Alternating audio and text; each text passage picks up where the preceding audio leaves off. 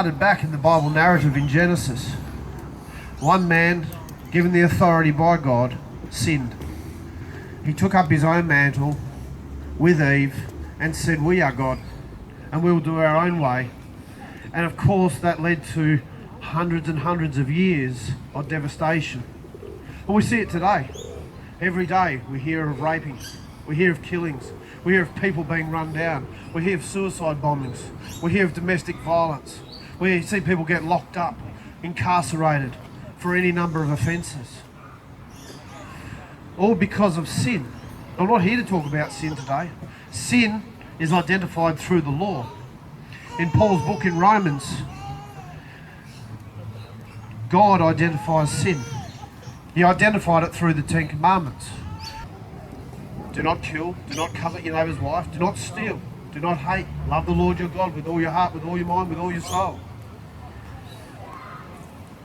But there was no end to that. When God makes a law, there's only wrath. There's only justice at the other end. You go before a magistrate. If I drive down this street at 300 kilometres an hour and I hurt somebody, I go before a magistrate. The law says I will be punished, and I will be punished. But there's a difference. In God's kingdom, there's forgiveness. Jesus talks about redemption for our lives, so that we can change and become better people. And that redemptive power saves us from the pain and the hurt, the stuff we've done to ourselves and to others.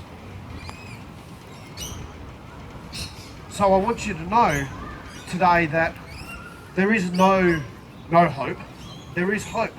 And it doesn't matter what you've done, good, bad, indifferent, that forgiveness is yours to be claimed. But the hardest thing for all of us to do is to receive that forgiveness. And the hardest thing also to do is to forgive others that have hurt us.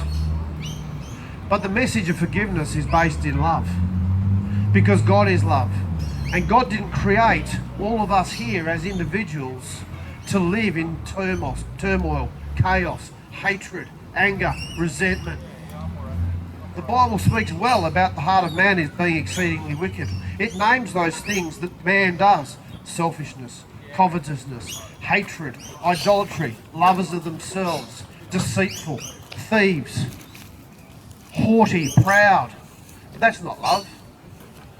If I have a good mate, I don't do those things to him. If I have a wife, I don't do those things to my wife. So the message in forgiveness is love. God loves you so much that he gave you an out through forgiveness. He knows every single sin. He knows every hair on your head. He knows every thought that you think. But he still loves you enough to give you the free choice, even before you sin. And he knows your past, but he doesn't say you are condemned. He says, make a choice today. Come to me. Seek forgiveness for your life, for the things that you've done that hurt yourself. And then seek forgiveness for the things that you've done that have hurt other people. Because every single one of us is still that little child at some point. We haven't grown. We've been thwarted, we've been put down, we've been kicked, we've been pushed aside.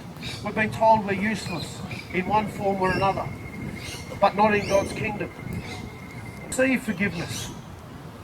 If you battle with an inner turmoil in your life, I encourage you to come forward and ask God to forgive you. Ask him to touch your life, to set you free from the mental chains that bind your mind, that constantly as you walk 24/7 say, I'm not good enough, this is the way it is, this is how life is, such is life. All those lies that are not truth. And also, if there's other things, if you've got family members that you hold so much hate for, if there's fathers, mothers, sisters, brothers, people that you hold hate for, come and ask God for forgiveness so that you may be free. I don't care about what they're doing. It's about you as an individual. I want to see you grow. I want to see you guys come to life.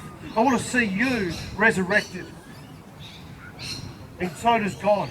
God doesn't want to see you wrestling with pain anymore. He doesn't want to see you kicked down in the dirt, pushed down the lowest of the lows, sacrifice everything you believe just to survive, making it up as you go along.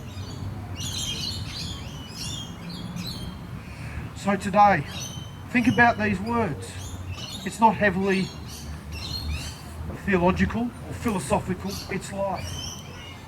And we're all on a journey, but we can all do it together better by supporting and loving one another, applying simple principles that God set from the start to our lives that set us free. And that pain of resentment, anger, hate, unforgiveness up, there's a change in your life. There's a change in your attitude and how you see life. There's a change to many things because love fills where that hurt once was.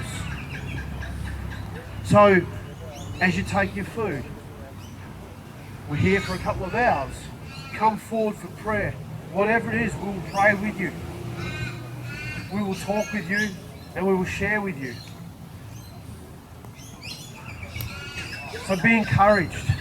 God doesn't judge you. He loves you.